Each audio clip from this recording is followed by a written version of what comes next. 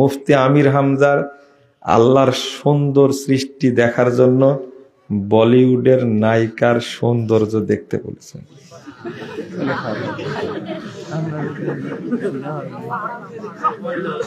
আল্লাহর নাম নিয়ে দেখতে বলেছে। আচ্ছা শোনেন শোনেন, আপনারা আসলেই মূর্খ গো, আপনারা আসলে জাহেল, আপনার অন্তরটা এত খারাপ। এর বক্তব্য শুনেন আপনারা? হ্যাঁ, এর বক্তব্য শুনেন আপনারা? এই কেবলার দিক কোনটা? এটা এটা কেবলার দিক। মিন্টু ভাই, যখন ডাক্তার সাহেব বাসায় ছিলাম তখন কেবলা এই দিক দেখলাম যে। শোনেন, আপনারা যার এর বক্তব্য শোনেন সবাই পশ্চিম দিকে হয়ে কান ধরে তোবা করবেন। এটা আজকের শাস্তি আপনাদের। এটা আমার কাছে না, মানে আপনি অবশ্যই তোবা করবেন। এই যে কোন মহিলার কথা বলেছে, আল্লাহর নাম নিয়ে দেখতে বলেছে নাকি? তোবা তোবা, এত বেহায়া একটা মানুষ, এত নির্লজ্জ, এত নিম্ন শ্রেণীর বক্তব্যের মাঠে আবার লিখছে মুফতি আমির হামজা। ওই খাটাস কোথাকার, ও মুফতি হলো কখন? মুফতি শব্দের অর্থ বুঝেন আপনি?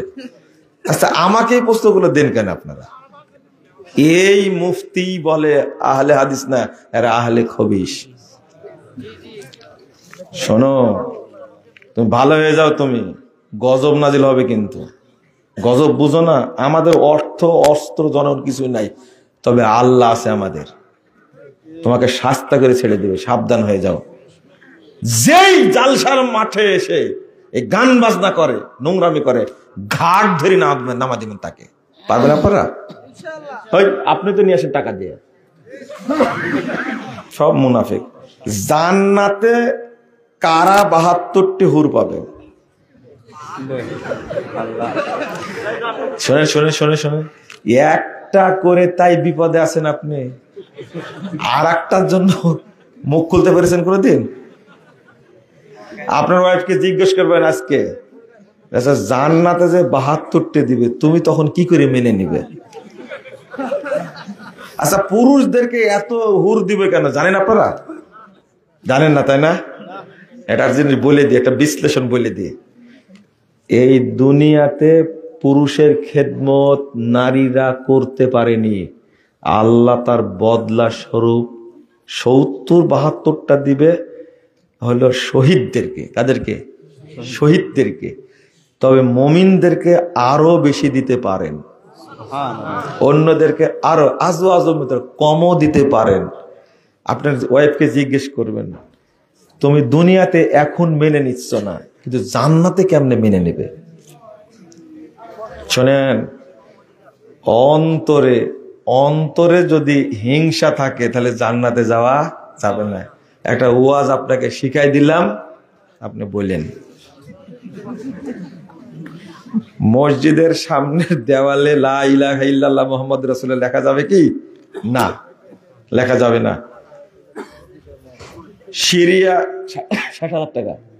সিরিয়া বিজয়ে তুরস্কের ভূমিকা সব থেকে বেশি ছিল। ওই কে বলেছে এটা? ওই কে বলেছে এটা? তুমি কিছুই জানো না, ভালো হয়ে যাও। বাংলাদেশ জামাত ইসলামের সাথে প্রকৃত ইসলামের কোন সম্পর্ক আছে কি? ভ্রান্তির বেড়া দিলে একামুদ্দিন বইটা পড়ে তাহলে বুঝতে পারবে। ওলি আউলিয়া কিয়ামতের মাঠে সুপারিশ করতে পারবে কি? এই ভণ্ডরা যাদেরকে ওলি বলা হয়, ন্যাংটায়রা, এরা কি সুপারিশ করবে? 30 বছর 35 বছর 70 বছর গুসলি করেনি গো, ওর শরীর থেকে শুয়োরের মতো গন্ধ বের হয়। সি সি সি, মুতে কোনোদিন পানি নাইনি, পায়খানা করে কোনোদিন পানি নাইনি, তুমি ওর কাছ থেকে ফিতা নিয়ে আসো। ওই যুবক ছেলেরা, তোমার লজ্জা শরম কিছুই নাই, ওই অপবিত্র ফিতা নিয়ে আসো, কোনোদিন মুতে পানি নাই না। এর আবার ওলিয়া উলিয়া। রাস্তায় দাঁড়িয়ে মানব বন্ধন করা যাবে কি? যাবে। আহলে হাদিসদের আকীদা ও জামাত ইসলামের আকীদার পার্থক্য কি? পুরোটাই আসমান জমিন পার্থক্য। আর কয় কি? ছেলেদের এবং মেয়েদের বিয়ের সঠিক বয়স কত? মনে হয় যে সবাইকে বিয়ে দিয়ে চলে যায় আজকে। আল্লাহর নাম নিয়ে ভারতে নায়িকাকে দেখতে বলেছেন আমির হামজা। তা আমি কি বলবো? সবাই দেখেছেন কে কে? এই বক্তার এই ফালতু মিথ্যুকের কথা শুনে এই মহিলাকে দেখেছেন কে কে? সবাই গোসল করবেন। প্রতি বছর এই মাদ্রাসায় এমন হয়, প্রধান মেহমান অনেক বড় আলেমকে দাওয়াত দেয়, লোকজন অনেক হয়, কিন্তু প্রধান মেহমানের ওয়াজ শুনতে দেয় না। এর আগে শেষ হয়, সময় শেষ হয়। তাদের উদ্দেশ্যে কিছু বলবেন? বলবোই তো। যদি ফজরের সালাত কাজা হয়, সব দোষ কিন্তু কর্তৃপক্ষের। কথা বুঝেননি? তবে শোনেন, মাদ্রাসা তো যারা চালায় তারাই বুঝে। আপনারা বিরক্ত হন কেন? প্রতিদিন কি একটা জিনিস বলতে ভুলে গেছি, এই মাদ্রাসায় এখানে যারা আছেন, এই মাদ্রাসায় সবাই সহযোগিতা করবে, বলেন ইনশাআল্লাহ। মনে করবেন এটা আমাদের জান্নাতে যাওয়ার একটা ওসিলা, মনে থাকবে?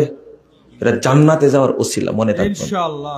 আপনারা এই প্রতিষ্ঠানকে ধরে রাখবেন ইনশাআল্লাহ, রাখবেন।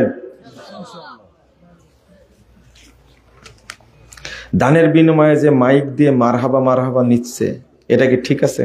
ঠিক আছে। আপনি দিয়েছেন কি?